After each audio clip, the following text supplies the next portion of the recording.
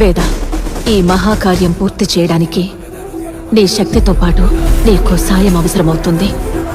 ఇది ఇక్ష్వాకు కుల తిలక ఆశీర్వాదం. జయిత్రయ్య.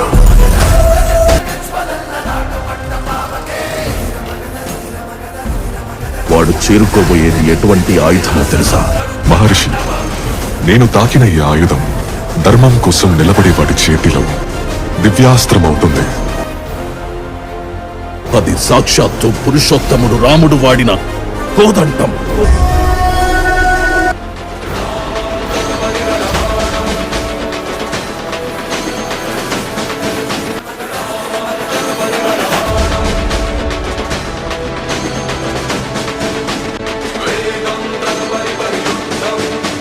ఇదే మిరాయ్.